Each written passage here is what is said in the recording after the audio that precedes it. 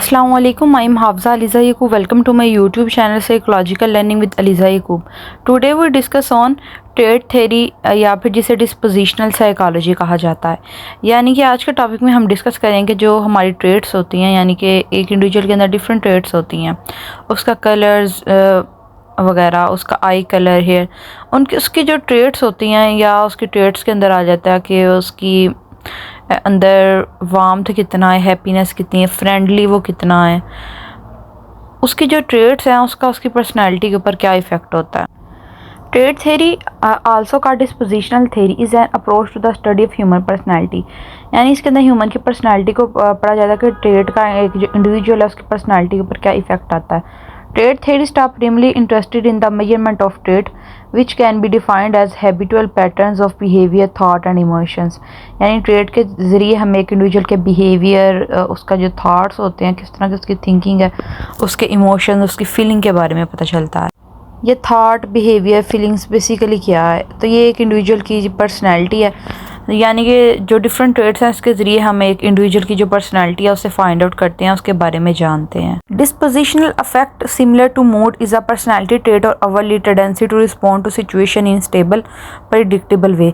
यानी कि इसके ट्रेट्स के ज़रिए भी ये भी पता चलता है कि एक इंडिविजुअल है जो उसका मूड किस तरह का है, सिचुएशन के हिसाब से जो एक इंडिविजुअल है वो रिस्पॉन्स शो करता है।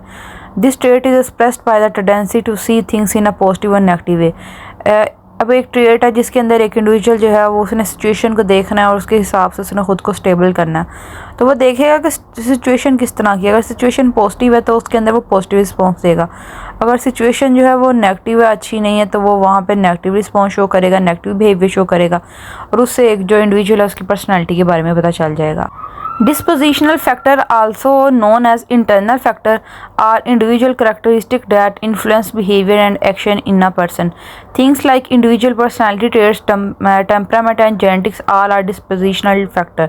Dispositional factor क्या होते हैं? वो होती हैं internal factor जो कि हमें नज़र नहीं आते, यानी कि जो हमारे ट्रेट्स हैं जो हमें जेनेटिक्स से भी हमें मिले हैं, हमें जो हमारी ट्रेट्स होती हैं वो हमें हमारे जीन से, हमें हमारी विरासत से मिलती है। टेम्परामेंट, हमारा गुस्सा या किस तरह का हमारा मूड है, ये जो चीज़ें इंटरनल है हम यानी कि नज़र नहीं आ रही, वो किस तरह नज़र आती है हमारे बिहेवियर से, जब हम स्टिमुलस के ऊपर रिस्पॉन्स शो करते हैं या अपना बिहेवियर शो करवाते हैं। तो इन इंटरनल फैक्टर को डिस्पोजिशनल फैक्टर कहते हैं जो कि हमारी पर्सनैलिटी बनाते हैं। टू टाइप्स ऑफ ट्रेट होती हैं, एक होती है डिस्पोजिशनल ट्रेट, एक होती है सिचुएशनल ट्रेट। डिस्पोजिशनल ट्रेट्स क्या होती है? जो इंटरनल होती हैं, जो कि नज़र नहीं आती, जिसके अंदर आ जाती है हमारी एबिलिटीज़ क्या हैं, हमारे मोटिव्स क्या, हमारे बिलीफ, हमारा अकीदा क्या, वो नज़र नहीं आ रहा लेकिन हमारा इंटरनली मौजूद है।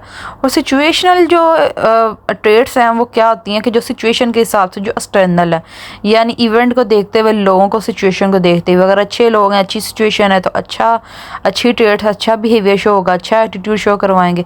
अगर वो इवेंट नहीं पसंद, सिचुएशन नहीं पसंद आ रही, तो वो नेगेटिव व्यू जो अपना पेश करवा सकते हैं। What is dispositional trait perspective? The dispositional perspective is the most basic traditional approach to personality. It creates system for classification and description of characteristic on which people differ and which individual consistently display between situation.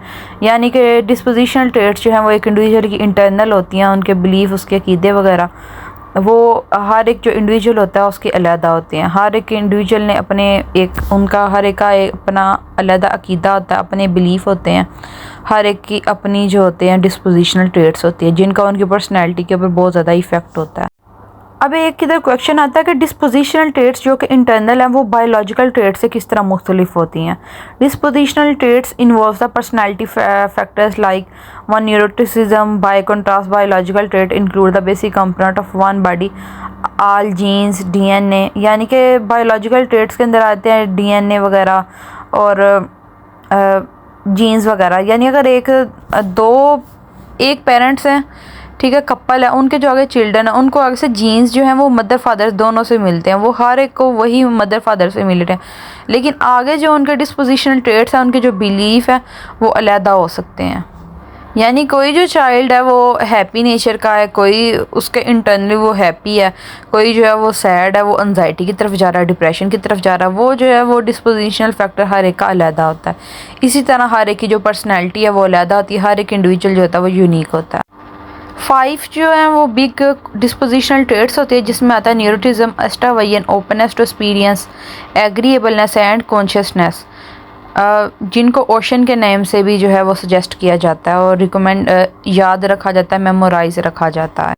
5 factor model openness to experience, यानी ये वाला जो एक individual होता है वो हर एक experience करना चाह रहा होता है, ठीक है। कॉन्शियसनेस वाला जो होता है वो कॉन्शियसनेस वाला जो होता है वो ज़्यादा डिटेल के ऊपर फोकस करता है, वो अपने वर्क के ऊपर बहुत ज़्यादा जो है वो अटेंशन देने वाला होता है। एस्ट्रोवर्डियन जो होता है वो एस्ट्रोवर्ट होता है, सोशलेबल होता है, उसको लोगों के साथ मिलना जुलना पसंद होता है। एग्रीएबलनेस वाला जो होता है वो दूसरों के हर एक डिसीजन के ऊपर एग्री हो जाता है, दूसरे से जिस चीज़ के ऊपर एग्री करते हैं। और जो न्यूरोटिसिज्म वाला होता है वो एक डिप्रेसिव नेचर वाला इंडिविजुअल होता है। जिसकी ट्रेट ओपननेस है, उसके अंदर क्या करैक्टरिस्टिक आते हैं, वो फैंटेसी नेचर का होता है, फीलिंग को ओपन टू फीलिंग होता है, यानी अपनी फीलिंग का इजहार करने वाला, अपनी वैल्यूज़, अपने बिलीफ वगैरह बताने वाला। और जो कॉन्शियसनेस वाला होता है उसके वो ऑर्डरली होता है, ड्यूटीफुल होता है, वो बहुत ज़्यादा मेहनत लगन से अपना काम करने वाला होता है, सेल्फ डिसिप्लिन्ड होता है। जो एक्स्ट्रावर्जन ट्रेट्स जिसकी होती हैं वो सोशलेबल होता है, वार्म होता है, एक्टिव होता है। एग्रीएबलनेस जिसकी ट्रेट होती है वो ट्रस्टिंग होता है, दूसरों के ऊपर ट्रस्ट करने वाला होता है, सबके साथ एग्री हो जाने वाला होता है। न्यूरोटिसिज्म जिसकी ट्रेट होती है वो एंशियस होता है, एंग्री होता है, डिप्रेस्ड होता है। अब जिसके अंदर न्यूरोटिसिज्म हाई होता है यानी डिप्रेसिव नेचर होती है, जब उसके अंदर हाई होता है तो वो इमोशनली भी वो स्टेबल नहीं होता। और जब जिसके अंदर वो न्यूरोटिसिज्म लो होता है वो फेयरफुलनेस होता है और फेयरलेस होता है, वो शेमलेस होता है। जिसके अंदर एक्स्ट्रावर्जन ज़्यादा हाई होता है वो एक्साइट होता है, अटेंशन सीकिंग होता है। जिसके अंदर लो होता है वो सोशल विड्रॉल कर लेता है, इंट्रोवर्ट साइड पे चला जाता है, वो ज़्यादा सोशलेबल नहीं होता। वो ओपननेस जो होता है यानी ओपनली हर एक को एक्सेप्ट करने वाला, जब वो हाई पे होता है तो मैजिकल थिंकिंग करता है, जब वो लो पे होता है तो क्लोज माइंडेड हो जाता है, वो ओपननेस की बजाय क्लोज हो जाता है, वो किसी को इतनी जल्दी जो है वो एक्सेप्ट नहीं करता। जो एग्रीएबलनेस वाला होता है जब वो हाई पे होता है तो वो दूसरों के साथ एग्री होता है, वो सेल्फलेस होकर वर्क कर रहा होता है। और जब वो लो पे होता है तो फिर वो मैनिपुलेटिव हो जाता है, दूसरों के साथ एग्री नहीं करता।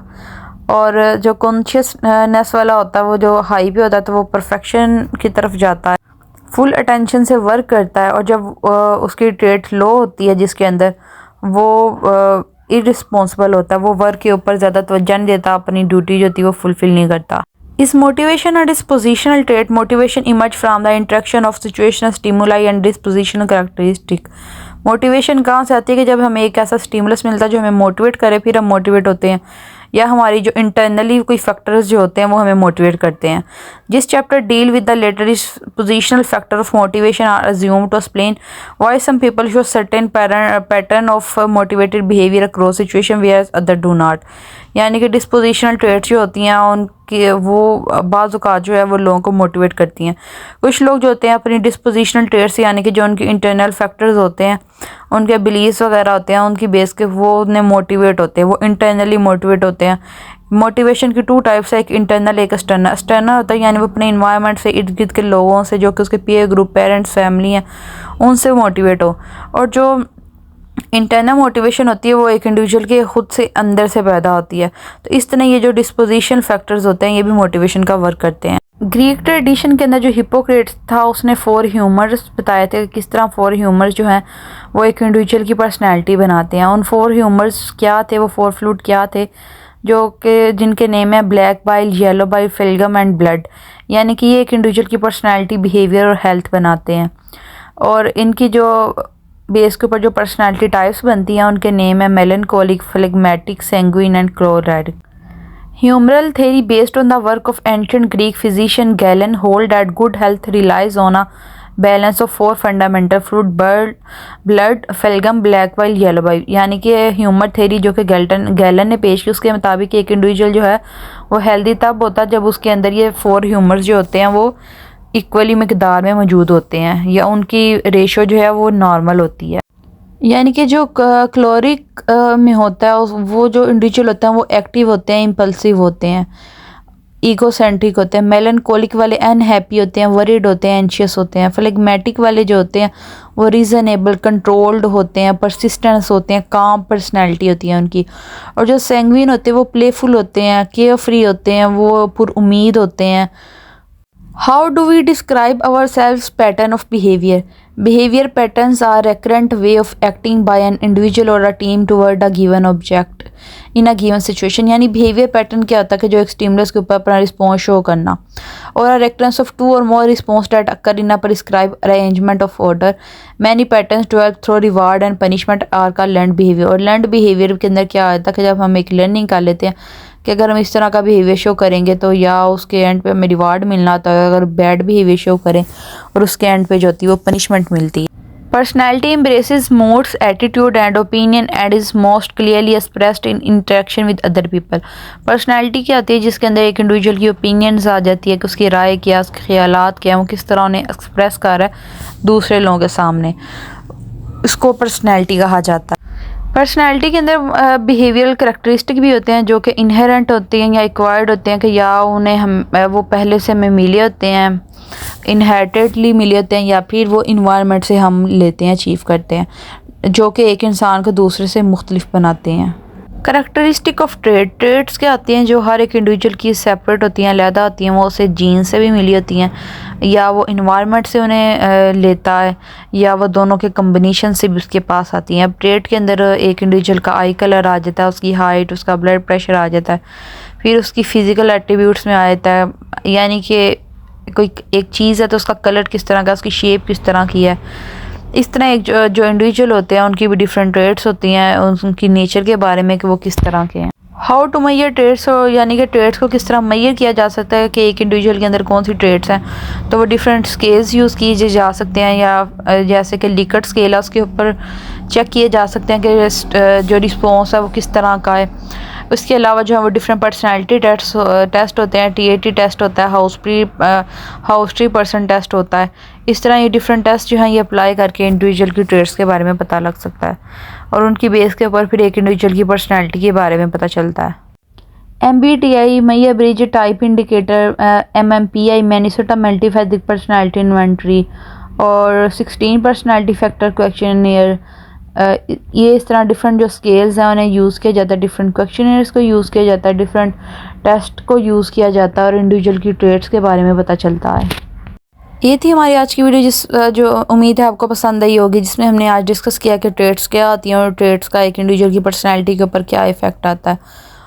Like the video and subscribe the channel. Thank you so much. Thank you for watching.